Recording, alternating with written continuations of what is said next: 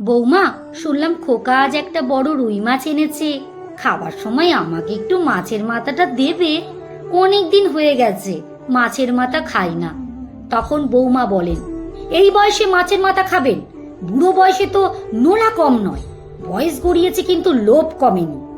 তেমন কথা নয় বৌমা, আমি যখন রান্না করতাম তখন মাছের মাথা হয় খোকা খেত, না হলে খোকার বাবা। আমি কোনো সময় খেতাম না। এখন বয়স হয়েছে তো, তাই লোভটাও একটু বেড়েছে। তাই রুই মাছটা দেখে মাছের মাথা খাওয়ার খুব ইচ্ছে হচ্ছে। বৌমা তখন রাগান্বিত হয়ে বললেন, আপনি এখন এখান থেকে যান তো। খাওয়ার সময় যেইটা দেব সেইটাই খেয়ে নেবেন।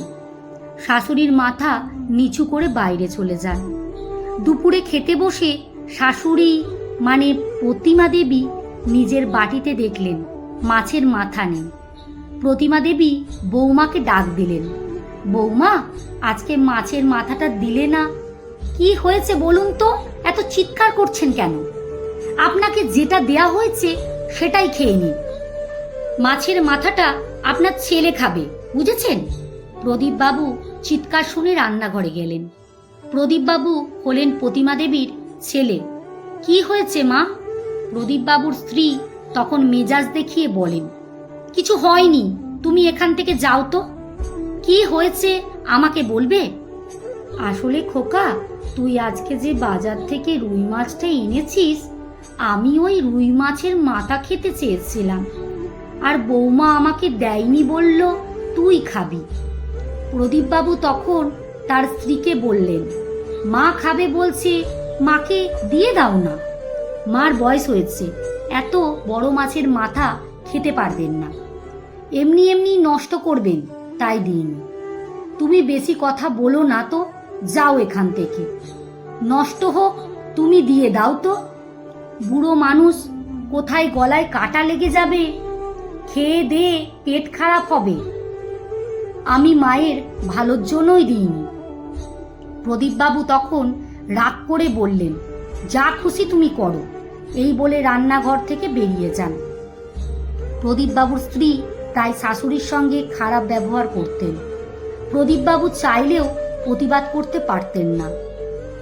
সময়ের কালগণ্ডি পেরিয়ে কবিরবাবুর স্ত্রীও আজ শাশুড়ি হয়েছেন। উনি আজ সকাল থেকে দুপুর পর্যন্ত বসে আছেন। বৌমা এখনো খাবার দেয়নি। কিছুক্ষণ পরে বৌমা খাবার নিয়ে এলো, আলু মাখা আর ডাল।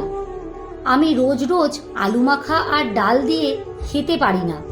খোকা দেখলাম আজ মাছ নিয়ে এসেছে, আমাকে এক টুকরো মাছ দাও না বৌমা। মাছ যে নিয়ে এসেছে এটাও আপনার দেখা হয়ে গেছে, কিন্তু মাছ তো নেই। এক পিস মাছ আছে, ওটা আপনার ছেলে খাবে, আপনি বরং অন্য কোনো দিন পরে খাবেন। এখন এই দিয়ে খেয়ে আমাকে উদ্ধার করুন। এই বলে বৌমা চলে যায়। তখন মনে মনে ভাবেন, আমিও একসময় আমার শাশুড়িকে মাছের মাথা খেতে দিইনি। ভগবান বোধহয় তারই প্রতিশোধ নিচ্ছেন। দিয়ে অঝরে কান্না করতে থাকেন। আসলে আমরা ভুলে যাই, আমরা যেভাবে কর্ম করব আমাদের কর্মফল সেই রকমই হবে। কলমে সুষমা বাগপ্রধান, পাঠে অঞ্জু বিশ্বাস। ভিডিওটি ভালো লাগলে একটা লাইক, কমেন্ট, শেয়ার করতে ভুলবেন না যেন।